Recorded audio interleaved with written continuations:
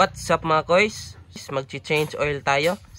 Itong motor ni Kois James na Sniper 155 Yamaha. First change oil ni Sniper 155. So ipapakita ko sa inyo yung odometer niya. So nasa 682 na siya mga koys, yung odometer niya.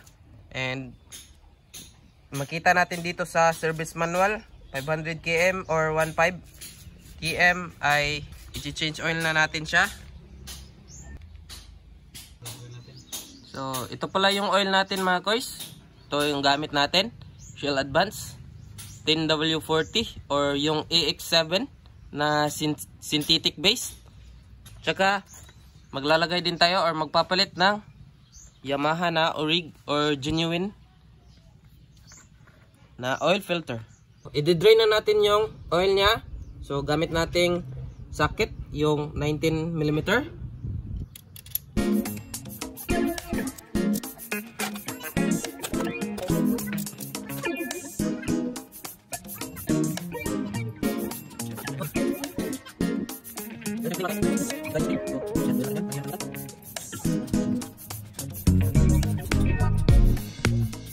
Tanggalin lang muna natin tong sa oil filter para magpalit tayo and madi-drain din itong sa loob. Gamit lang tayo ng 8mm, 3 bolts to.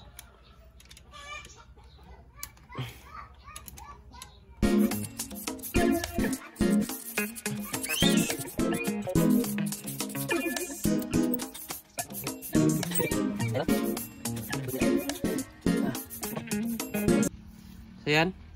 So balik lang natin yan sa pagka-align yung o-ring nya. Gutin na natin tong oil filter. Yan, sobrang itim na niya mga koys. Tapos na natin i-drain yung oil at wala na yung tumutulo. So balik na natin yung cap o yung sara niya. Ito. Huwag kalimutan, meron siyang o-ring, spring, tsaka yung strainer.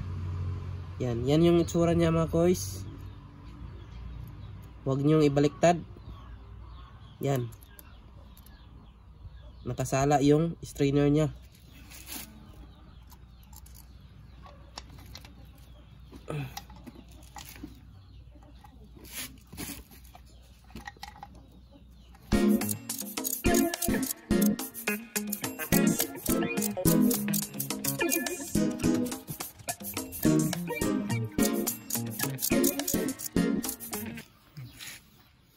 Ayan, naigpitan na natin.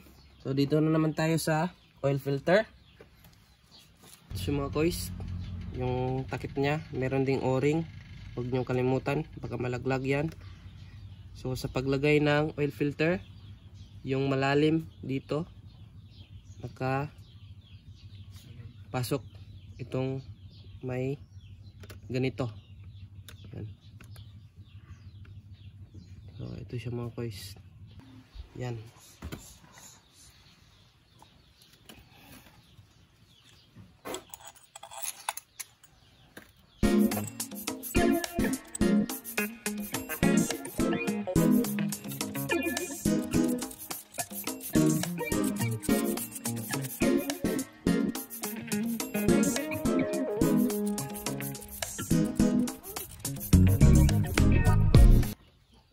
So yan, na-secure na natin yung sa ilalim at saka itong oil filter. Lalagay na natin yung oil dito. So meron tayong imbudo dito na improvise. So yan lang. And yun pala mga koys, kapag magpapalit ka ng filter ay yung ilalagay mo na oil is 950 or 0.95 liter yung ilalagay mo. Kapag naman hindi ka naglalagay ng oil, ay yung oil filter ay 0.85 liter lang yung ilalagay na oil. So base lang tayo sa manual ng Yamaha. Yan. So yung oil natin nabili 1 liter. So mag-a-adjust lang tayo. Titira tayo ng 50 ml. Okay.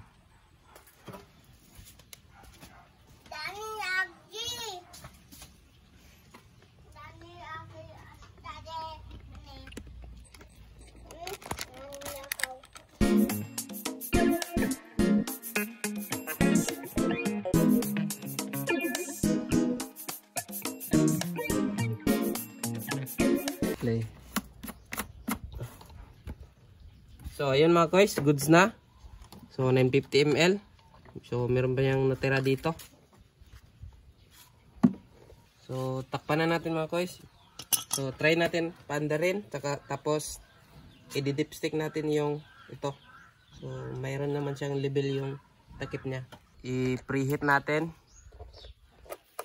Tapos i-level natin yung oil niya.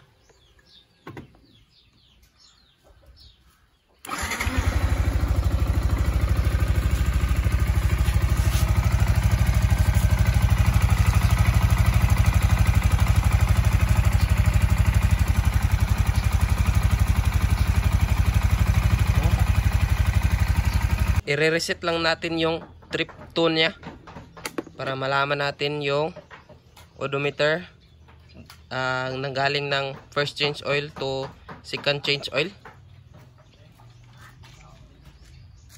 So trip 1, trip 2. Yan, trip 2 682.3. Long press lang natin yan mga koys.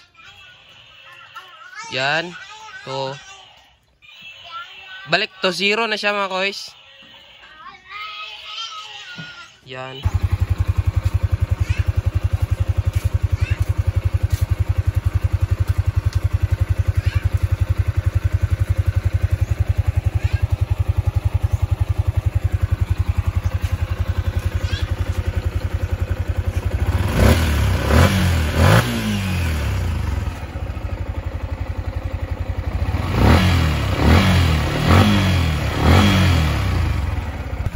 Mga koys, maraming salamat sa panonood. Leave like, share, and subscribe sa Motospin, and paki-follow na rin sa page. So shout out sa inyong lahat and peace out. Bye bye. Ride safe.